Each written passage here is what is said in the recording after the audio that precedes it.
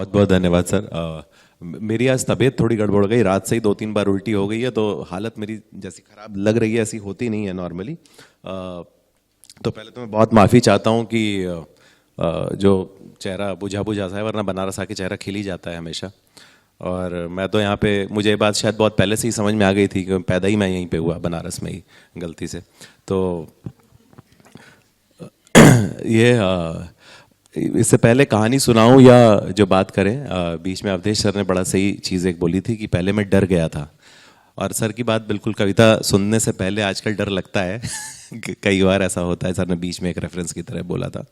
तो हम सारे लोग एक समय पे जब कॉलेज में थे और जब इंजीनियरिंग कर रहे थे या उसके बाद में, तो शुरुआत करते हैं कविता लिखने से ही, और धीरे धीरे हम लोग थोड़ा गुलजार साहब की नकल करके, थोड़ा इधर उधर देख के, थोड़ा राइमिंग करके, कुछ फूल पत्ती चांद सितारे करके फिर लिखने की कोशिश करते हैं। तो उसी दौरान मेरी यात्रा शुरू हुई, और एक बार ऐसा हुआ जब कविता लिखने लगा, तुकबंदी वगैरह होने लगी, तो वो होता है ना युवा कवि टाइप का। आप क्या होता है, कविता लिख लेते हैं तो बेचैन हो जाते हैं कि अब किसको सुना दें, तुरंत मतलब किसी ना किसी को आप ढूंढ रहे होते हैं। तो ऐसा 2-4 लोगों ने जब सुना, तो मुझे एक बार मौका मिल गया गलती से जावेद अख्तर साहब के साथ कविता पढ़ने का। और मैं, उनकी एक तरकश नाम की किताब है, तो मैं पहले से डायलॉग ये सोच के गया था अपने मन में कि जावेद साहब बैठे होंगे, और इनवाइट ओनली इवेंट था वो, तो मैं किताब ऐसे रखूँगा और मैं जावेद साहब से कहूँगा कि जावेद साहब इसमें लिख दीजिए कुछ ऐसा जो बुरे वक्त में काम आए। और ये डायलॉग मैं 10 बार सोच के गया था कि जावेद साहब बिल्कुल बोल्ड हो जाएंगे जैसे ही मैं रखूँगा, और सोचेंगे यार कौन लड़का आया है, ये नया नया कवि कौन पैदा हुआ है कि जो इतनी बात कर रहा है। तो मैंने खैर सेम डायलॉग जो मैं सोच चुका था, मैं गया, मैंने तरकश रखी और जावेद साहब से कहा, मैंने कहा सर इसमें लिख दीजिए कुछ ऐसा जो बुरे वक्त में काम आए। तो जावेद साहब ने मुझे बड़े घूर के देखा और कहा कि बरखुरदार, बुरे वक्त में काम आए इसके लिए तो पूरी किताब लिख दी। तो और जावेद साहब उनका अपना एक विट है। जैसे उसी इवेंट में होता क्या है, जब वो बड़ा टर्निंग पॉइंट था मेरे लाइफ में वो इवेंट, कि वहाँ पे स्टेज पे बैठे बैठे मुझे ये समझ में आया कि मुझे कविता नहीं लिखनी चाहिए। और वहाँ से फिर एक नई यात्रा शुरू हुई। कहानी, आवाज़ आ रही है सही क्या, मुझे गूंज रही है? अच्छा, तो मुझे ये नई यात्रा शुरू हुई कि मैं कविता, मेरे बस का नहीं है ये खेल। और एक समय पे सब वायरल होती थी ना चीज़ें सब पुराने समय में, तो एक हरिवंश राय बच्चन जी की जो मधुशाला थी, और मेरी एक कविता उस समय थी, कुछ जीत लिखूं या हार लिखूं या दिल का सारा प्यार लिखूं, कुछ अपनों के जज्बात लिखूं या सपनों की सौगात लिखूं। तो उस समय जब ऑर्कुट वगैरह की का दौर था, अभी भी आप गूगल करेंगे तो इस कविता के लाखों लाखों सर्च रिजल्ट आते हैं। लेकिन उस मोमेंट में जब कविता में वहाँ पे जावेद साहब के साथ सुना रहा था या कोशिश कर रहा था कविता जैसा कुछ कहने की, तो मुझे ये समझ में आया कि ये मेरा एरिया नहीं है, ये मेरा रास्ता नहीं है। और उसी दिन के बाद से फिर मैंने स्टेज पे कविता नहीं सुनाई, और कोई पैसे दे देता एडवर्टाइजिंग वगैरह में, तो भले कविता लिख देता हूँ वो अलग बात है। जो कि यहाँ पे पीछे यंगस्टर्स भी बैठे हैं, तो जो घुमा फिरा के मैं बात कहना चाह रहा था कि आप 8-9 साल आपने तैयारी करके कविता लिखी, फिर अब सोचा कि अब तो बुलाया भी जाने लगा है, अब तो मौका मिल रहा है, और या तो बड़ा भी हो सकता है। और कहानी में ज़ीरो से शुरू करना था, क्योंकि मुझे पता ही नहीं था कि कैसे करना है। जैसे सेम चीज़ अबरार अलवी साहब से मैं एक बार मिला, तो उन्होंने कहा, मैंने कहा आप क्यों शायरी करते हैं, कि उनकी एक बहुत ही अच्छा उनका एक शेर है कि अब आए हो दुनिया में तो यूँ मुँह ना बिगाड़ो, 2 रोज़ तो रहना है, बुरी है तो बुरी है। तो जब वो मिले तो मैंने उनसे पूछा, मैंने कहा सर आप शायरी क्यों लिखते थे? तो कहते यार मैं पहले कहानियाँ लिखता था, लेकिन अबरार अलवी मैंने गलत नाम, मोहम्मद अलवी साहब है ना। तो मोहम्मद अलवी साहब ने कहा कि यार मैं जब लिखना शुरू किया मैंने, तो हुआ क्या कि उस समय अबरार अलवी लिख रहे थे, इतने अच्छे अच्छे लोग लिख रहे थे कि मुझे लगा मैं तो कहानी लिख ही नहीं पाऊंगा, तो इसलिए मैं शायरी की तरफ चला आया। तो जो लामोहल्ला मुद्दा ये है कि जो भी आप कर रहे हैं जीवन में, कई बार ऐसा होगा कि वहाँ पे ज़ीरो से शुरू करना पड़ेगा। और ज़ीरो से शुरू करने का ये बिल्कुल भी मतलब नहीं है कि आप ज़ीरो पे ही चलाएंगे, आप कहीं ना कहीं पहुँच ही जाएंगे धीरे धीरे, अगर आपकी दिशा सही होना ज़रूरी है, वर्सेस कि हम कितना किलोमीटर आगे निकल गए हैं उससे। इसके आगे चूँकि मुझे जो भी रैंडम याद आता जा रहा है, क्योंकि मेरा इस समय ना बिल्कुल 15 साल बाद मेरे को कल 2-3 बार उल्टी हुई, तो मेरे को दिमाग बिल्कुल मेरा काम नहीं कर रहा है वैसे।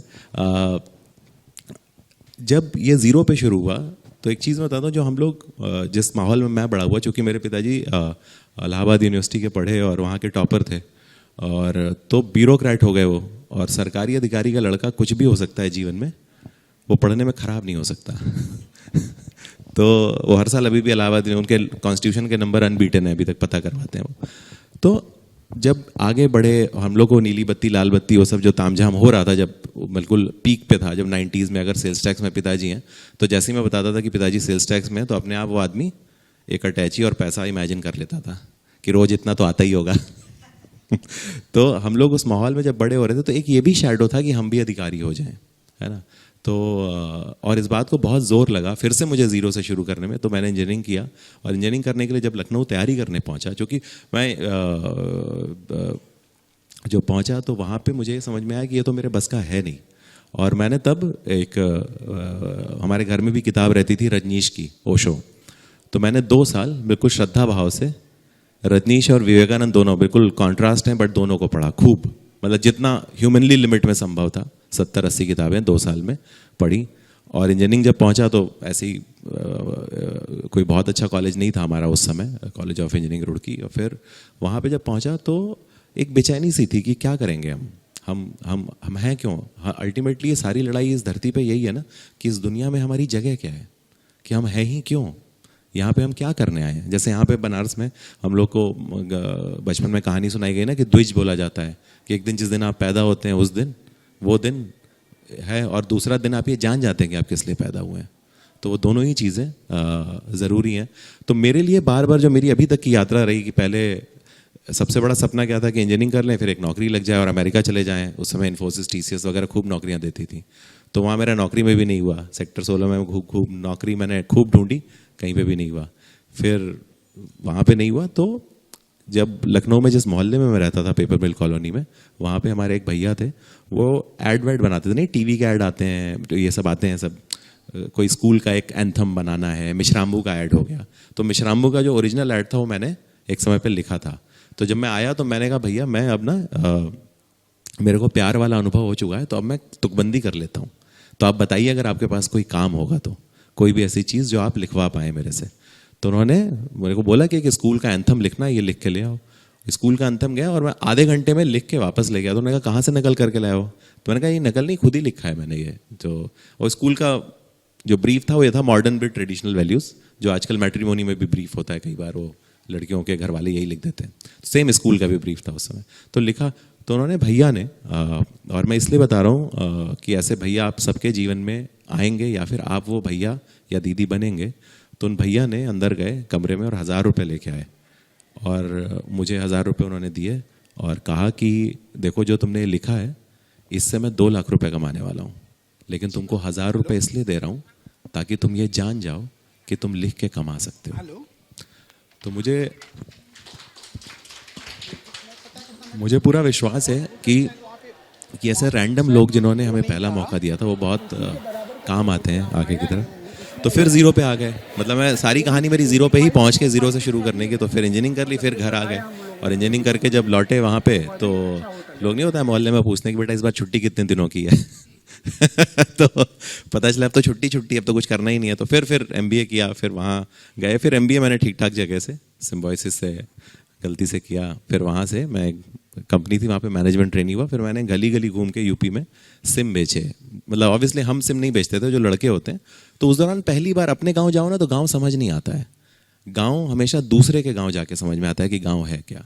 तो जब वहाँ गली गली रायबरेली और पूरा लालगंज और पूरे एक गांव में जब चक्कर लगाया मैंने, तब मुझे समझ में आया कि जब वहाँ पे एक आदमी जो बिना शर्ट के मिलता है और वहाँ पे पूरा स्वैग में वो बता रहा होता है और उसमें लिखा रहता है प्रधान, और प छोटा सा लिखा रहता है उसके कार्ड पे, प में डॉट लगा रहता है, तब मुझे समझ में आया कि पति प्रधान है ये।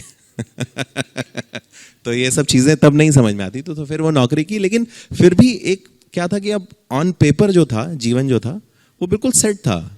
अच्छी नौकरी थी, मैनेजमेंट ट्रेनी थे, अच्छा पैसा था, मतलब जितना मिलना चाहिए था उससे बहुत ज़्यादा पैसा उस समय मिलता था उसमें। लेकिन एक बेचैनी हमेशा फिर वही थी कि इस दुनिया में हमारी जगह है क्या, हम हैं क्यों यहाँ पे, हम क्या कर रहे हैं यहाँ पे। और वो रजनीश पढ़ लिया, विवेकानंद पढ़ लिया, मुझे कोई जवाब कॉन्क्रीट नहीं मिला। मैं पुणे में पढ़ा भी तो सोचा भी मैंने कि आश्रम ही चला जाता हूँ, लेकिन फिर पढ़ते पढ़ते समझ में आ गया था कि रजनीश अब है नहीं, तो कोई आश्रम जाने का भी मुझे मतलब समझ में आया नहीं फिर। हाँ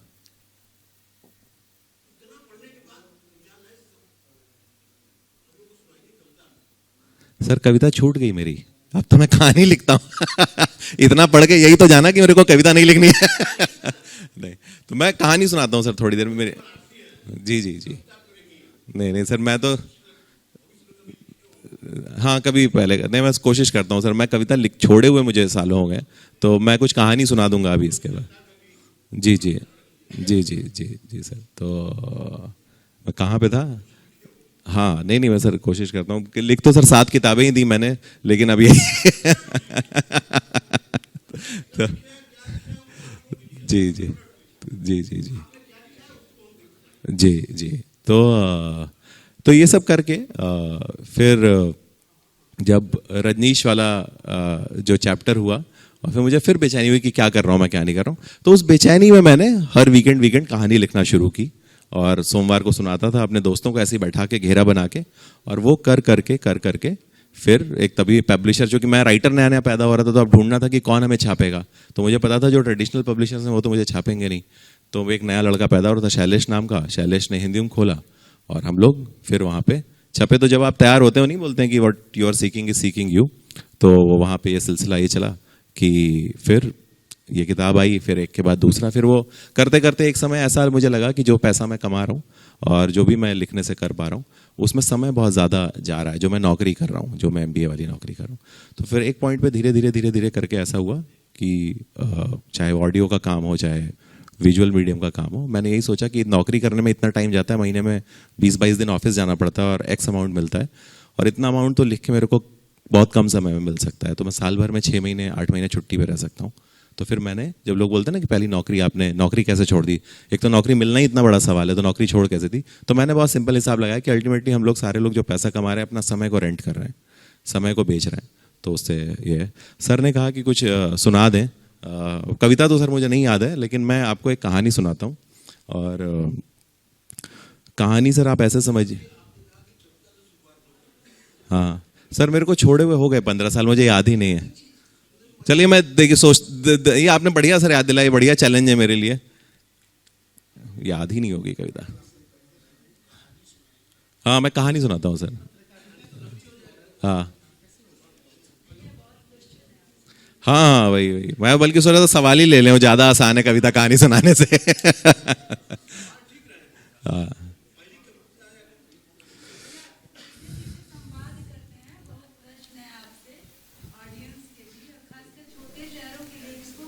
बिल्कुल। हाँ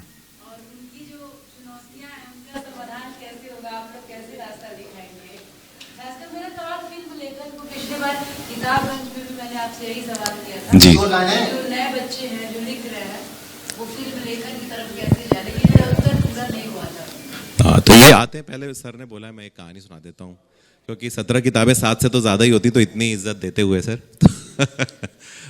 तो जैसे आजकल की जो जनरेशन है, इसको ये लगता है ना कि हम कर रहे हैं प्यार, ये नहीं होता है कि हम कर रहे हैं, और हम लोग को हमेशा लगता है कि ये क्या कर रहे हैं पिछले जनरेशन वाले, ये इन लोगों ने क्या किया, प्यार तो हम कर रहे हैं। हर जनरेशन के, अपनी जनरेशन के बाद वाले उसको लगता है। ये पेरेंट्स टीचर मीटिंग कहानी सुनी, कितने लोगों ने सुनी है? ये सुना दूं ना मैं? ठीक। तो पेरेंट्स टीचर मीटिंग नाम है कहानी का। तो हर जनरेशन को ये लगता है ना कि ये आजकल के लड़के क्या कर रहे हैं, प्यार प्यार तो हमारे ज़माने में होता था। तो ऐसे ही मेरे पिताजी को भी लगता था कि ये आजकल के लड़के क्या कर रहे हैं, प्यार प्यार तो हमारे ज़माने में होता था। और मेरे पिताजी जो सच्चा प्यार करते थे, वो इस देश के 99% पिताओं की तरह वो जो सच्चा प्यार करते थे, वो करते थे मेरे क्लास 2 में पढ़ाने वाली मेरी क्लास टीचर को, जिनका नाम था रीना पाठक, जिनको प्यार से वो मीना कुमारी बुलाया करते थे। और हुआ कुछ ऐसा कि मेरे नंबर, मैथ्स मेरी ठीक ठाक थी, और कॉपी चेक होके आया, और उसमें से 20 में से 19 नंबर मेरे को मिला हुआ था, और 19 में से 1 नंबर कटा हुआ था। जब कॉपी देखी गई तो पता चला कि मेरा सवाल सही है। कई बार होता है ना, टीचर से मिस हो जाता है, तो वो मिस हो गया था। तो पिताजी तमतमाए हुए अगले दिन स्कूल में पहुंचे, और जब वो पहुंचे तमतमाए हुए अपने प्रिया स्कूटर पे, तो वहाँ पे जब मैंने देखा अपने पिताजी को, तो उससे पहले जो वो उस समय मैं देख रहा था, मैंने लव एट फर्स्ट साइट उससे पहले केवल सुना था। लव एट फर्स्ट साइट होते हुए मैं पहली बार देख रहा था सामने, और उनका गुस्सा ऐसे गायब हो गया जैसे इस देश में से डिमोनेटाइजेशन के बाद से काला धन गायब हो गया। तो टीचर ने पूछा कि कैसे दुबे जी यहाँ पे आना हुआ आपका? तो पिताजी ने ये नहीं कहा कॉपी के लिए, ये उन्होंने कहा बस ऐसे गुजर रहा था। तो इसलिए सोचा कि, तो उन्होंने कहा देखिए आप तो कितने अच्छे पेरेंट हैं, कितने अच्छे आप, मतलब आप तो दुबे जी, मतलब कितने पेरेंट्स, तो मतलब क्या बताया जाए। कहते और ये जो दिव्य प्रकाश है पढ़ने में सही है, पढ़ने में अच्छा है, बस ये है कि थोड़ा और फोकस करेगा तो बहुत अच्छा टॉप कर सकता है ये। तो अब ये जो थोड़ा और फोकस होता है प्रमोद जी, हमेशा जीवन में रह जाता है, जितना ही फोकस कर लो थोड़ा सा रह जाता है। तो तय ये हुआ कि मैम ने कहा कि देखिए दुबे जी इसकी हैंड राइटिंग बहुत खराब है, और तो पिताजी ने कह दिया था मैडम हैंड राइटिंग, आप मैथ्स में भी हैंड राइटिंग के नंबर काट लिया करिए इसके। तो अब पिताजी ने कहा मैं पर्सनली खुद इस पे फोकस करूंगा कि क्या हैंड राइटिंग। अब इसमें एक टेक्निकल प्रॉब्लम थी कि पिताजी जो सुबह लिख देते थे वो शाम को खुद नहीं पढ़ पाते थे।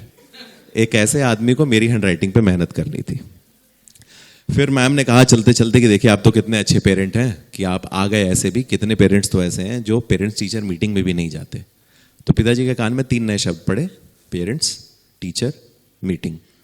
उन्होंने पूछा कब है पेरेंट्स टीचर मीटिंग? तो फिर हम लोग जिस दिन था पेरेंट्स टीचर मीटिंग वहाँ पहुँचे, और वहाँ पे जैसे एक एक बच्चे को आना था, उसके बाद से फिर टीचर के पास जाना था। तो मैं टीचर के पास गया, उन्होंने मुझे बुलाया और मेरे को यहाँ पे प्यार किया इस जगह। तो मैंने पिताजी को ऐसे देखा कि आप कितनी ही बैटिंग कर लीजिए, छक्का हमें ही मारना है। और 90s में जो बच्चे बड़े हो रहे थे वो इतने समझदार थे शुरू से भी कि उनको क्या हो गया, अच्छा सब ठीक ना। तो 90s में जो बच्चे बड़े हो रहे थे वो बहुत समझदार होते थे। उनको खूब एग्जैक्टली उनको पता था कि जब समाचार आता है 8:40 पे और बीच में जो 2 मिनट का गैप होता है तो उसमें किस चीज़ का ऐड आता है। हम लोग अपने आप पानी लेने चले जाते थे। आजकल जब कुछ आता है ऐसा तो मुझे पानी लेने जाना पड़ता है, मेरा बच्चा देख रहा होता है। तो खैर ये हुआ और फोकस चलता रहा, पेरेंट्स टीचर मीटिंग होती रही और फाइनली क्लास 2nd में मैंने टॉप कर लिया। तो जब फाइनल रिजल्ट वाला दिन आया तो पिताजी ने कहा कि मैम पार्टी मैं दूंगा। मैम ने कहा नहीं पार्टी मैं दूंगी दुबे जी। पिताजी ने कहा नहीं पार्टी मैं दूंगा। 2-4 मिनट तक ये होता रहा। फिर एक दिन तय हुआ, वो दिन बहुत क्रांतिकारी था इस मामले में। वो जो दिन तय हुआ उस दिन जानबूझ के वो दिन तय किया गया जिस दिन मम्मी की किटी पार्टी होती थी। तो पार्टी वाले दिन हम लोग मम्मी के किटी पार्टी वाले दिन पहुंचे वहाँ पे। और जब हम वहाँ पहुंचे, जब मैडम के मोहल्ले में, तो प्रिया स्कूटर था, मैं पीछे से उतर के आगे आके खड़ा हो गया, मीना मैडम पीछे आके बैठ गई। जब हम लोग निकल रहे थे उस मोहल्ले से तो ऐसा लग रहा था कि हम लोग छोटा परिवार सुखी परिवार के ब्रांड एम्बेसडर हैं। फिर हम लोग वहाँ से निकले, कहीं डोसा की दुकान पे पहुँचे, 2 मसाले डोसे 1 सादा डोसा ऑर्डर किया गया। और आजकल तो मैं देख रहा हूँ जैसे मेरी वाइफ का जो बैग है वो बहुत बड़ा होता है, उसमें वीकेंड भर का सामान आ जाता है। पहले छोटे बैग होते थे, पर्स छोटे होते थे। तो मैम ने छोटे मोटे पर्स से मुझे निकाला, एक कुछ लिफाफा निकाला और मेरे को माथे पे यहाँ पे प्यार किया। और उन्होंने एक लिफाफा पिताजी की तरफ बढ़ाया और कहा भाई साहब शादी में ज़रूर आना है। और डोसा आके रखा गया। शादी की बात से मीना मैडम ने स्कूल आना छोड़ दिया। और पिताजी का उस मिनट, उस मोमेंट से इस देश के एजुकेशन सिस्टम पर से विश्वास उठ गया। क्लास 2nd के बाद से मेरी मैथ्स और हैंड राइटिंग पे ध्यान नहीं दिया गया, इसलिए वो कमज़ोर रह गए। अब मैं इस इंतज़ार में हूँ कि कब मेरा बेटा क्लास 2nd में जाए और मैं थोड़ा बहुत ही सही अपने पिताजी जैसा महसूस कर पाऊँ। मैं कविता सोच रहा हूँ सर, याद आएगी तो सुनाऊंगा। आप सुना रहे हैं और आराम से हंस रहे हैं, इसका मतलब कि आपकी रचना में इतनी ताकत है। सर ये थोड़ा बहुत ऐसे ही, मतलब मुझे डर लग रहा है सुनाने में, लेकिन फिर भी वो सर ने बड़ी सही बात बोली ना। मेरे को किसी ने एक कविता की कहानी में कहा कि आप समीक्षा उसका वो लिख दीजिए, प्रीफेस लिख दीजिए। तो मैंने वही सोचा, मैंने कहा कि कवि सम्मेलन जैसे होते थे एक समय पे शिवम अम्बर जी और नीरज जी, और बाद में अब ऐसा लगता है ना कि आप लाफ्टर चैलेंज में गए जिसका थीम कविता है ना, इस तरीके के कवि सम्मेलन हो गए उसमें। तो एक तो ये था। इसमें बाकी आप सवाल ले लेते हैं 2-4 बच्चों के, क्योंकि मैं पिछली बार भी जवाब नहीं दे पाया था। तो कहानी तो मैं घंटों सुनाता रहूंगा, उसकी कोई बात ही नहीं है। तो ऐसा बताइए क्या सवाल था आकृति आपका? स्टोरी टेलिंग वगैरह लिखते हैं, कविताएं लिखते हैं, कहानी लिखते हैं, तो कई बार ये होता है कि हम तमाम चीज़ों में अपनी बातें लिखने लगते हैं, अपने राज बताने लगते हैं, जो बहुत वो होता है कि आसपास के लोग जान रहे हैं तो थोड़ा बुरा होगा। तो इस चीज़ से कैसे बचे कि केवल कविताओं में या अपनी बात लिखने से नहीं कैसे बचें? अरे अपनी बात नहीं लिखेंगे तो लिखने का पर्पस ही खत्म हो गया ना भाई। आप देखिए एक चीज़, आप बैठ जाइए, तो जो भी पूरी दुनिया में अच्छा लिखा है जिन लोगों ने, अगर आप देखेंगे तो कहीं ना कहीं वो प्लॉट भले अलग हो किसी दूसरी दुनिया का हो, चाहे वो मैथोलॉजी हो, चाहे हिस्ट्री हो, चाहे कॉन्टेम्प्रेरी हो, लेकिन अल्टीमेटली वो अपनी ही बात लिखते हैं। और जब आप अपनी बात लिखते हैं तो इस बात के लिए हमेशा तैयार रहेंगे कि कोई ना कोई बोलेगा अरे आप ही की सच्ची कहानी है क्या। देखिए कहानी के साथ सबसे अच्छी चीज़ क्या है ना, कि उसमें सच बता के कहानी का मज़ा नहीं ख़राब करना चाहिए। तो आप लिखिए, वो हमेशा आप एक्सपोज रहेंगे। और ये भी एक लड़ाई है जो आपको लड़नी पड़ेगी कि लोग बोलेंगे अरे तुम्हारा है क्या, तो आपको ये, या आप ना, लिखने वाला क्या होता है ना, वो ऐसे समझ लीजिए कि बिना कपड़े के खड़ा है चौराहे पे और हर तरफ से स्पॉटलाइट पड़ रही है। तो उस तरीके की हालत में आप जीवन व्यतीत कर सकते हैं, तब आप लिखने के दुनिया में आइए। हर कोई भी सवाल उठा देगा, कोई भी कुछ भी बोल सकता है आपको, तो इस बात के लिए तैयार रहिए ना। और ये इस डर के आगे, बोलते हैं ना डर के आगे जीत है, तो डर के आगे ये प्रीत भी है ना, कि जो आपको अपनी लिखाई के प्रति होगी, तो तभी आप कर पाएंगे। साहब जो तर्कश वाले, जी जी छोटे भाई हैं सलमान खान, जी जी जी जी, बहुत अच्छे से जान रहा हूँ मैं। जी जी जी जी जी उम्र बड़े हैं लेकिन दोस्ती का जी। उनका एक शेर है जो कि उनको जवाब भी उसका मिलेगा और बहुत नहीं है। बड़ा प्यारा सा शेर है कि एक एक मिसरे में इम्तिहान है दिल का, एक एक मिसरे में, आपके लिए मैं पढ़ रहा हूँ शेर, एक एक मिसरे में इम्तिहान है दिल का, एक बात कहनी है और वही छुपानी है। आपके पास इस मदद का शेर नहीं है। एक सवाल है जी जी। तो जो फिल्म लेखन है और जिस तरीके से बैठ जाइए आप, तो जो मुंबई में या अदरवाइज जो हो रहा है, तो जो उसका सबसे अच्छा तरीका है, जैसे मान लीजिए आप लिरिक्स लिखना चाहते हैं या आप स्क्रिप्ट लिखना चाहते हैं, तो नॉर्मली लोग होता है कि ना बॉम्बे आते हैं और फिर डिस्कवर करते हैं कि स्क्रिप्ट कैसे लिखी जाती है या लिरिक्स कैसे लिखी जाती है। जैसे मेरा एक दोस्त है पुनीत शर्मा, जिसने संजू जो फिल्म थी उसमें गाने लिखे थे, तो उसने मुझे ये बताया था कि जब वो इंदौर से आया था मुंबई, तो जैसे आपके पास एक सिचुएशन है गाने की कि एक लड़की भीगी भागी सी, आपने पिक्चर देखी, पिक्चर में एक सिचुएशन है जहाँ पे गाना आता है एक लड़की भीगी भागी सी, आपके पास सेम सिचुएशन है, आपको कैरेक्टर पता है और आपको म्यूजिक पता है, म्यूजिक तो अलग से उपलब्ध है उसका, तो उसी सिचुएशन पे आप अपने कम से कम 150-200 गाने लिखिए। जैसे आपको हर पिक्चर में पता है ना कि गाने की सिचुएशन क्या है, आपको कैरेक्टर भी समझ में आ गया है कि रणवीर सिंह है, चाहे रणवीर कपूर है, चाहे एक्स है, चाहे वाई है, चाहे जेड है, और अब म्यूजिक भी पब्लिक में है, तो आप पहले वो 150, क्योंकि क्या होता है ना, लिरिक्स राइटिंग जो मुंबई में होती है उसमें, उसको बड़े मजाक में कई बार लोग बोलते हैं ना कि पहले मीटर म्यूजिक आता है वहाँ पे, फिर शब्द आते हैं। तो आप ऐसे समझ लीजिए कि आपने एक ताबूत ढूंढ लिया है और उस नाप की लाश ढूंढनी है ना, तो वैसे लिरिक्स राइटिंग होती है। लिरिक्स राइटिंग का ही है। जो फिल्म वाला है उसमें एक तो पहले जो फिल्म राइटिंग है थोड़ा टेक्निकल काम है, स्क्रिप्ट होती है, एक सॉफ्टवेयर आता है, फाइनल ड्राफ्ट, कई सारे आते हैं। तो वो पहले ना जो भी स्क्रिप्ट, अब आप देखेंगे, गूगल करेंगे थोड़ा मोड़ा, चाहे वो 3 इडियट्स हो, चाहे वो पिंक हो, चाहे वो कोई भी फिल्म हो, सबकी स्क्रिप्ट उपलब्ध है। तो आप ना फिल्म जब देखिए तो वो स्क्रिप्ट के साथ देखिए कि वो कैसे लिखा गया है, हर एक सीन, चाहे बरेली की बर्फी हो, कि यहाँ पे जो सीन है वहाँ पे कैसे, इनफैक्ट कुछ लोगों ने इतनी भी मेहनत की है, शायद जावेद साहब वाली भी कुछ एक स्क्रिप्ट लिख के डाल दी है कि जैसे जैसे पुराना, कुछ लोगों ने काफ़ी मेहनत की उसमें, चाहे अंधाधुंध हो, चाहे जो भी फिल्म, आपको पूरी दुनिया, बाहर तो बहुत पॉपुलर है कि स्क्रिप्ट उपलब्ध रहती है और PDF फॉर्म में उपलब्ध रहता है वो, तो आप उसको ना देखिए कि पहले लिखा था और वो सीन कैसे बना, फिर आप ना जैसे 15-20 मिनट फिल्म देखिए और रोक दीजिए वहीं पे पहली बार देखे, और आप सोचिए अगला सीन आप क्या सोचते, जो सोचते। तो इस तरीके से आप प्रैक्टिस करके आइए, पहले आप कम से कम 25-30 फिल्मों पे और कम से कम 100-150 लिरिक्स लिख के तब आइए, और अपने आप आपको सब चमकने लगेगा। और फिर आपको अपने आप, बहुत सारे लोग अब तो जैसे TVF में कई सारे नए लोगों को रखा जाता है, आप उनके यहाँ भेज दीजिए रिज्यूम, वो आपको ज़रूर कॉल करते हैं। कई सारे नए पब्लिक प्रोडक्शन हाउस हो गए ऐसे जो नए लोगों को ढूंढ रहे हैं, तो आप अपने शहर की कहानियां लेके जाएं। तो आप ये लेकिन तैयारी करके आए, बॉम्बे आके तैयारी ना करें। जैसे कई बार लोग मुंबई में एक्टर होने आते हैं तो आके वहाँ पे जिम ज्वाइन कर लेते हैं, लेकिन एक्टिंग आपको सीख के आना है ना वहाँ पे, आप वहाँ पे आके एक्टिंग ना सीखें इस तरीके से। या दुकान सीखते हैं या फिर गजल में बहस होती है, तो उस पर बहुत सारे लोग क्वेश्चन उठाते हैं। आपके विचार में वो क्या सही है, जो बिना बहर की गजल होती है या कविता बिना तुक की होती है, या कविता के एक नियम है, उन नियमों को अनदेखा किया जाता है, तो उस पर आपका क्या विचार है?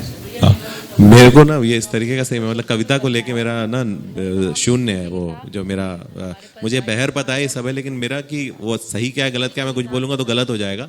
बनारस में बोलते भी कुछ गलत बोल जाऊं, इससे बढ़िया कि ना बोलूं। तो मुझे कि वो मुझे सही में पता नहीं है कि उसका जो है ना, क्योंकि कविता बहुत पहले ही मेरे से छूट गई। मैं लिखता था तो मैं तुकबंदी वाली लिखता था, लेकिन अब जैसे मैं अभी आत्मज की बात हुई, मैंने अभी आत्मजयी में पढ़ रहा था कुंवर नारायण जी की, उसमें रिदम वैसी नहीं है, लेकिन हर फिर बावजूद उसके कि वो तुकबंदी नहीं है, लेकिन उसमें एक अलग किस्म की एक रिदम है उनकी पोइट्री में। आत्मजयी नाम है किताब का, अभी जस्ट मैंने 20-25 दिन पहले ही पढ़ी होगी वो।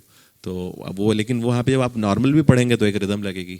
तो अब वो डिपेंड करता है कि कैसे क्या है, लेकिन इस पे कमेंट करना मतलब मेरे लिए मेरी कम नॉलेज की वजह से वो सही नहीं रहेगा।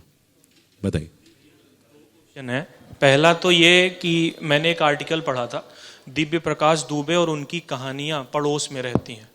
तो उस आर्टिकल में जो भी लिखा था समझ तो नहीं पाया, उसका थोड़ा विश्लेषण कीजिएगा। और दूसरी चीज़ ये भैया कि आपकी जितनी भी बुक आई हैं उनके टाइटल बड़े अलग और अनोखे होते हैं। जैसे आको बाको पढ़ने के बाद ये समझ में आता है कि ऐसा ख्याल आया कैसे, समझ में कैसे आया। तो ये आप टाइटल जब पहले से डिसाइड करके लिख लेते हैं कि या लिखने के बाद डिसाइड करते हैं? तो मैंने जो पहली किताब जो लिखी थी शर्ते लागू नाम की, उसका टाइटल मैंने उसके छपने से 10 साल पहले सोचा था कि जब किताब लिखूंगा तो इस नाम से लिखूंगा। लेकिन जो बाकी किताबें जैसे मुसाफिर कैफे हो गई या आको बाको हो गई, आको बाको हम लोग क्या ना, एक वो जब नज़र उतारने के लिए मम्मी लोग गाती हैं आको बाको, एक मंत्र जैसा है वो। तो मुझे ना वो साउंड बहुत सही लगता था। क्या होता है, मैं ना बहुत बार जब एज अ राइटर ना साउंड पे बहुत जाता हूँ कि उसकी साउंड क्या है, चाहे वो शब्द गलत हो। जैसे मैंने एक किताब लिखी इब्ने बतूती नाम की, उर्दू के हिसाब से जैसे इब्ने बतूता होता है, इब्ने बतूती कोई शब्द नहीं है, उसका जो सही उर्दू है वो है बिनते बतूती। लेकिन मुझे लगा नहीं, इब्ने बतूती का साउंड बहुत अच्छा है और जिस चीज़ की आवाज़ अच्छी लगती है मुझे, वो मैं मान लेता हूँ कि वही सत्य शिव सुंदर है, और इसलिए मैं उसको लेता हूँ। लेकिन कई बार ना टाइटल बहुत मुश्किल से मिलते हैं। जैसे जो दूसरी किताब आई जो मसाला चाय नाम था जिसका, तो मैंने लिख ली किताब और मैंने ये सोचा ना कि मैं वो सब पुराना जो डर रहा है ना कि फलाने एवं अन्य कहानियाँ, XYZ एवं अन्य कहानियाँ, ऐसे करके नहीं आते हैं किताबों के शॉर्ट स्टोरीज के नाम की, ये अन्य कहानी मुझे बड़ा बोरिंग लगता था। तो मैंने कहा कि मैं ऐसी नाम दूंगा जो किताब का, जो किताब में उस नाम की एक भी कहानी नहीं होगी। तो मसाला चाय नाम की कोई कहानी मसाला चाय में नहीं है। तो दो नाम में मैं कंफ्यूज था। एक तो मिक्स वेज सोच रहा था नाम की, सब कुछ उसमें समा गया, दूसरा मसाला चाय। तो मैंने भेजा जिन जिन लोगों को मैं उस्ताद मानता था, तो सब ने बोला मिक्स वेज रखो। लेकिन मुझे मिक्स वेज में ना एक लग रहा था कि जाते जाते जब छपने जा रही थी तब मैंने कहा नहीं इसको मसाला चाय करते हैं। उसके बाद से ऐसा वो हिट हुआ कि इंडिगो में वो मसाला टी नाम से चाय भी देते हैं और सब करते हैं। फिर अब वो आपको उस समय, लेकिन पहले लग रहा था मसाला रखने में ये ना हो कि ये मसाला है, मसालेदार कहानियाँ तो नहीं है इस तरीके का। लेकिन टॉपिक को ये ना कि कोई भी ऐसा जो नाम हो ना वो थोड़ा नया आए, बहुत वैसे नाम ना जो कुछ इमोशन ना जगाए, वो नहीं रखता मैं। मतलब मेरे लिए बहुत सिंपल है कि किसी को मैं 4 बार बताऊंगा। बच्चे के नाम जैसा ही है ना, जैसे मैं अपने बच्चे का नाम जब रख रहा था तो बहुत लोगों ने बहुत राय दी कि आजकल जो दादाजी और नाना जी के नाम के इनिशियल्स पे बच्चे का नाम रखते हैं, तो उसका नाम हमने रखा वरेण्यम। तो मैं किसी को बोलता था वरेण्यम, वो तत्सवितुर वरेण्यम, तो किसी को बोलते थे क्या नाम है बच्चे का, तो मैं बताता था वरेण्यम, तो बोलते थे हैं, वो हर बार हैं बोलते थे। फिर मैंने एक नाम सोचा मैं स्वर रखूंगा बच्चे का नाम, तो मेरी बीवी और मेरी बहन ने बोला कि अगर तुम स्वर रखोगे इसका नाम तो स्कूल में लोग इसको सुअर सुअर चढ़ाएंगे। तो मैंने फिर नाम फिर अलग रखा जो उसमें नहीं था। मतलब फिर ऐसे ऐसे वो नाम की एक कहानी ऐसे ही बन जाती है धीरे धीरे। बताएं सर।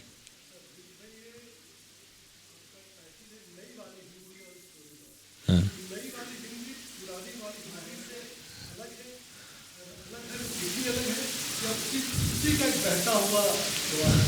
तो देखिए जो नई वाली हिंदी हम लोगों ने जब दिया था ना, तो हर जनरेशन की ना एक बेचैनी होती है। जैसे पंजाब में एक बेचैनी हुई तब उन्होंने साडा हक दिया, है ना, कि वो पूरी उस बेचैनी को उस समय की वो संभाले, कोई शब्द कोई टर्म ऐसा। तो नई वाली हिंदी पे कुछ भी ऐसा नहीं था। हम लोग जो शैलेश क्या हम लोग जो छप रहे थे या तो हम लोग को लगा ना कि एक ऐसा बुक फेयर का ही समय था, अभी बुक फेयर चल रहा है, तो वहाँ पे हमने कहा ना एक कुछ ऐसी चीज़ देते हैं। बल्कि 2 चीज़ों में कन्फ्यूजन था कि मेरी वाली हिंदी लिखें कि नई वाली हिंदी लिखें। तो मेरी वाली हिंदी पर्सनल भी थी, लेकिन हमें कहा नहीं नई वाली हिंदी में क्या है ना, तुरंत एक सवाल उठेगा क्योंकि पुरानी वाली हिंदी भी है क्या, कुछ वो अगर पुरानी वाली है तो ये नई वाली से अलग कैसे है। तो हम लोगों ने जो भी इस समय में क्रिएट कर रहा है, चाहे वो आप क्रिएट कर रहे हैं, चाहे त्रिनेत्र करेंगे, या जो भी है, जो भी इस समय को डॉक्यूमेंट कर रहा है, उसको आप ऐसे समझिए कि मान लीजिए आज धरती नष्ट हो जाए और 80 साल बाद मंगल ग्रह से कोई आए और वो निकाले और खुदाई में निकाले प्रेमचंद की कोई किताब और देखे तो 1931 में छपी थी, और एक निकाले अक्टूबर जंक्शन जो 2020 में छपी थी। तो जब वो निकालेगा और अगर मैं 2020 में प्रेमचंद की तरह लिख रहा हूँ तो वो बोलेगा यार 2020 में भी प्रेमचंद की तरह क्यों लिख रहे थे, 2020 क्यों नहीं था उसमें, 1931 में तो 1931 था, 1950 की कहानियों में था। तो नई वाली हिंदी ये था कि जो हमारे समय का जो भी क्रिएशन हो रहा है उसको संभाले, इसलिए बिना कंट्रोवर्सी के यही सही जवाब है इसका। अच्छा, नहीं वही मैं यही पूछना चाह रहा था कि जो बेचैनी शब्द आपने यूज किया कि बेचैनी थी जैसे साडा हक वाली, हाँ, तो ये बेचैनी क्या है? बेचैनी ये थी ना कि हिंदी में पीठ ठुकवाने के लिए पैर दबाना पड़ता है, हाँ, ये बेचैनी थी, अब आप है ना। तो हिंदी में हम लोगों ने सोचा कि हम नहीं दबाएंगे पैर, हम नहीं इस्टेब्लिश नॉर्म को हम नहीं, जैसे मनोहर श्याम जोशी ने एक इंटरव्यू में कहा था कि हिंदी में पीठ ठुकाने के लिए पैर दबाना पड़ता है। हम लोगों ने, जो हम नए लोग जो हम पैदा हो रहे थे, हमने कहा हम नहीं दबाएंगे पैर, अगर इज्जत मिलनी है तो बिना पैर दबाए पीठ ठुके तब ठीक है, नहीं तो कोई बात नहीं ना। वैसे भी हम लोग सब लोग अपनी अपनी नौकरी अपना अपना कुछ कुछ कर रहे थे ना उस समय, तो बिल्कुल। फिर धीरे धीरे वो सीरियस होता गया, इसलिए वो बेचैनी इस बात की थी कि पैर ना दबाना पड़ जाए, पैर छूना पड़े ठीक है, आशीर्वाद लें ठीक है, दबाना ना पड़े। दूसरा प्रश्न कि जो आर्टिकल मैंने आपका पढ़ा था, दिव्य प्रकाश दुबे और उनकी कहानियां उनके पड़ोस में रहती हैं, पड़ोस में रहती हैं, तो ये शायद ना आर्टिकल जो था वो शायद टाइम्स ऑफ इंडिया ने वो कवर किया था। तो जैसे एलिस मुनरो को भी नोबेल मिला 3-4 साल पहले, कोरोना से पहले आई थिंक, तो उन्होंने अगर पूछा गया ना कि आप क्या कहानी कैसे लिखते हो, तो उन्होंने बताया जिस टाउन में वो रहती हैं उन्हीं के ही कैरेक्टर्स की वो कहानियां कहती रही लाइफ लॉन्ग। तो उन्होंने कहा वो अपना टाउन जो है ना, स्मॉल टाउन, वो भी काफ़ी है पूरी दुनिया भर क्रिएट करने के लिए। तो मैं भी कभी कभी सोचता हूँ, जैसे शतरंज होता है ना, शतरंज में, शतरंज का जो खेल है, राजा की नज़र से ना शतरंज अलग दिखता है, सिपाही जो आगे गला कटवाने जाता है उसकी नज़र से शतरंज अलग है। तो शतरंज में कितनी कहानियाँ, केवल उतनी कहानियाँ नहीं है जितने प्यादे हैं, उतनी कहानियाँ हैं जितने प्यादे जहाँ जहाँ जा सकते हैं। तो अगर कोई प्यादा कट रहा है और कभी वजीर कट रहा है तो वही वजीर का ड्रामा बदल जाएगा, और जो वजीर अंदर बैठा है छुपा हुआ है तो बदल जाएगा। तो जब मैंने वो बोला होगा कि लोकल है या मोहल्ले की है, तो मुझे लगता था एक मोहल्ले में, अगर आप अपने किसी भी मोहल्ले में जहाँ रहते हैं तो उसको हर नज़र से उस मोहल्ले को देख सकते हैं। जैसे कि मान लो जब मैं तैयारी कर रहा था तो जो भी मेरे से पूछ लेता था कि अरे आप कब क्या तैयारी कर रहे हो, आजकल क्या कर रहे हो, जैसे कोई सवाल पूछते हैं आजकल क्या कर रहे हो, तो आप बोलते थे तैयारी कर रहे हैं। ये इतना मुश्किल होता था इसका जवाब देना कि क्या कर रहे हैं हम जीवन में, तो वो नज़र था। वहीं पे आपका सिलेक्शन कहीं हो गया तो आपके लिए वही मोहल्ले के वही लोग बदल गए, वो बोलेंगे क्या कर रहे हो, हम ये कर रहे हैं, हम तो IIT में पढ़ रहे हैं, हम तो फलाना कर रहे हैं। तो मेरे, जब मैंने वो बात बोली थी कि वही सेम मोहल्ला बचपन से लेके बुढ़ापे तक वही सेम मोहल्ला था, जैसे हमारे जिस मोहल्ले में हम थे, एक थे अंकल साइंटिस्ट थे, उनका बच्चा जब आया 15, वो बहुत शो ऑफ करते थे अपने बच्चे को कि अमेरिका में रहता है, अमेरिका में रहता है, अमेरिका में रहता है।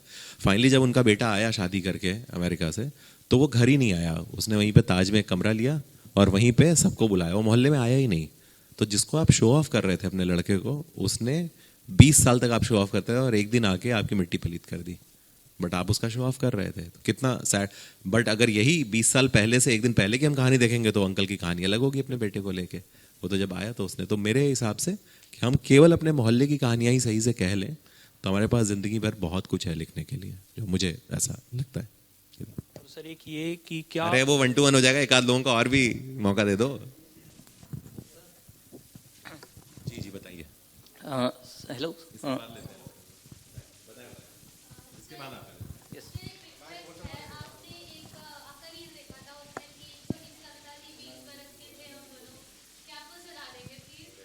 याद ही नहीं है वो तो। हाँ सर चले गए, देखिए कविता वो क्या था उसमें, मैं देखता हूँ अगर मोबाइल में होगी तो। मुझे वो इतनी अच्छी लगती नहीं है मुझे, पता नहीं उस समय शायद कहानी सुनाते समय वो यूज करता था मैं उसको। बैठी बैठी मैं देखता हूँ अगर मिल जाएगी तो।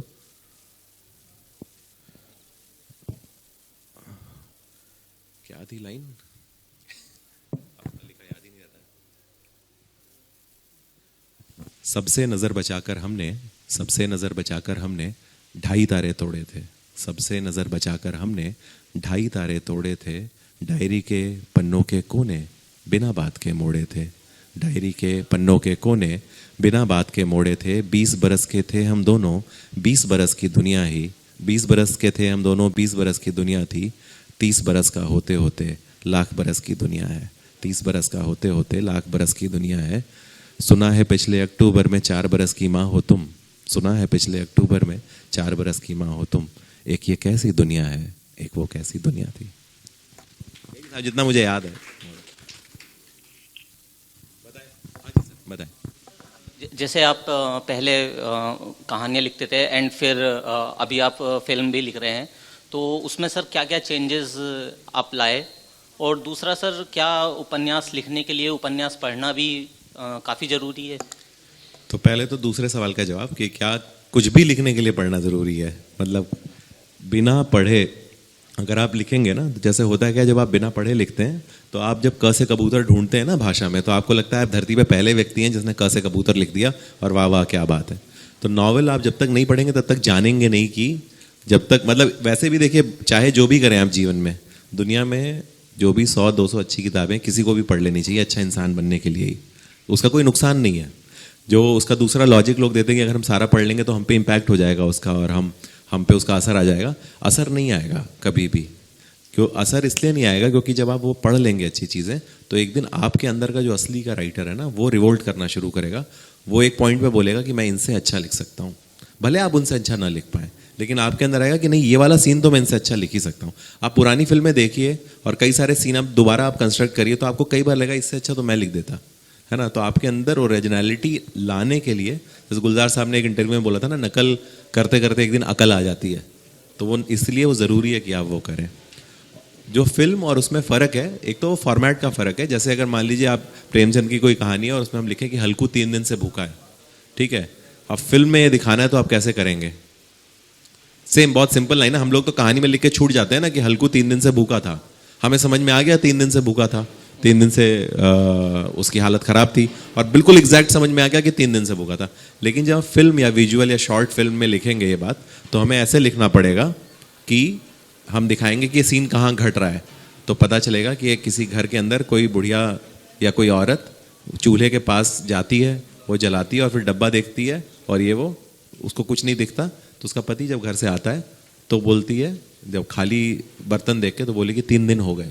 वो ये भी नहीं बोली कि 3 दिन से भूखी, वो लगेगा कि वो ऑडियंस को बता रहे हो। तो एक तो ये सीन है। इसी सीन को दोबारा ऐसे भी कर सकते हैं कि आप पता चला गए, एक हलवाई के यहाँ पूड़ी छन रही है और एक आदमी पेट पकड़ के बैठा है, और उसका बच्चा जो है वो उसके बाप को पूछता है, बाबा 3 दिन हो गए। लेकिन एक सिंगल लाइन जो कहानी में आप ऐसे लिख के छूट जाते हैं कि वो 3 दिन से भूखा था, उसको स्क्रीन पे दिखाने के लिए आपको जोर पड़ेगा।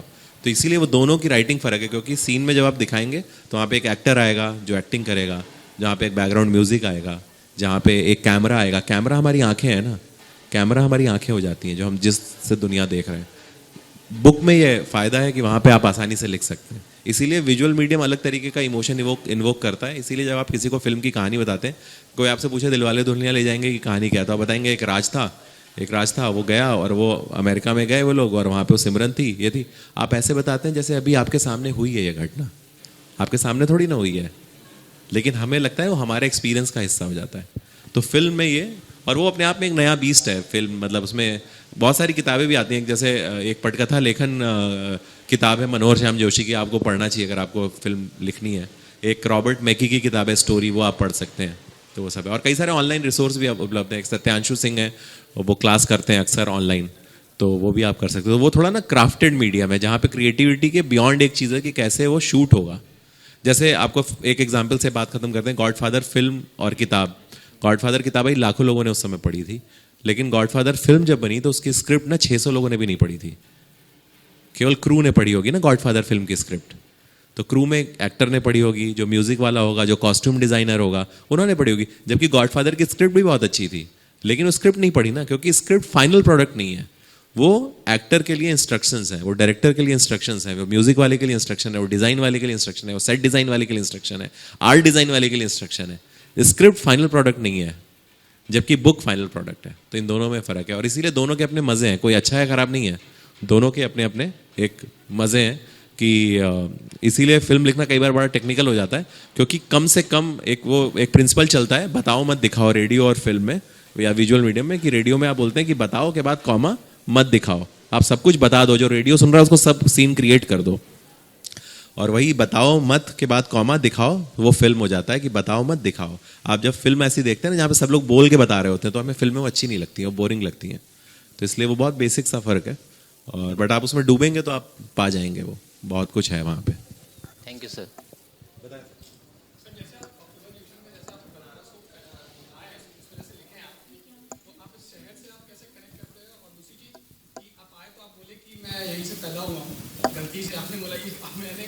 नहीं, क्योंकि मेरे हाथ में नहीं था ना पैदा होना। नहीं, मेरा ननिहाल यहीं बनारस में ही था। यहीं जो रेलवे कॉलोनी थी ना, वसुंधरा, मेरे नाना जी गार्ड थे। तो मुझे अभी भी जो मेरी सबसे फॉन्ड मेमोरी बनारस की है वो इंग्लिशिया लाइन की है। जो उस समय हम लोग गर्मी की छुट्टी में आते थे तो वो अब तो खैर वो उस पर कुछ बिल्डिंग बन रही है, मैं निकल के देख रहा था वहाँ पे। तो वो जो वहाँ पे नाइट क्रिकेट होता था, मेरी कहानियों में अभी भी वो मोहल्ला है, वो जो रेलवे कॉलोनी थी। और बाद में फिर जो दूसरी गलती ये हुई कि फिर मैंने शादी यहीं हो गई, तो मेरा ससुराल भी यहीं हो गया। तो बनारस पीछा छोड़ नहीं रहा था। और मैं ये मानता भी हूँ कि बनारस जीते जी या मरने के बाद कभी ना कभी तो आदमी को आना ही पड़ता है एक बार। तो नहीं, मैं चाहता था सर ऐसी गलती, इसलिए ऐसा मतलब गलती तो मैं बोल रहा हूँ बस। लेकिन वो बनारस से था। और वो थोड़ा ना ये शहर एक तो इसमें ना एक मज़ा क्या है बनारस का ना, कि आप आएंगे 2 दिन के लिए घूमने ना तो समझ नहीं आएगा ये शहर, ये थोड़ा ना। और जो तीसरा जो अच्छा सबसे इंपॉर्टेंट बात रहेगी, क्यों बनारस मेरी कहानियों में ज़्यादा है। जब मैं इंजीनियरिंग कर रहा था और फाइनल ईयर में था तो मैंने सोच लिया कि मैं छोड़ूंगा इंजीनियरिंग। तो यहाँ पे नौबतपुर चेक पोस्ट है यहाँ पे। तो नौबतपुर चेक पोस्ट उस समय मेरे पिताजी हेड करते थे। तो मैं आया था इंजीनियरिंग कॉलेज से लौट के उनको बताने के लिए कि अब मैं इंजीनियरिंग नहीं करना चाहता हूँ। तो मैं आया तो वो इतना बिजी रहते थे उस समय, उसमें 48 से 54 पीसीएस अधिकारी होते थे उनके अंडर में। तो उनको दिन रात का काम था वो नौबतपुर चेक पोस्ट का। तो मैं एक दिन बैठा तो वो बिजी थे, फिर दूसरे दिन कहीं और थे, फिर कुछ और पॉलिटिकल कुछ चल रहा था।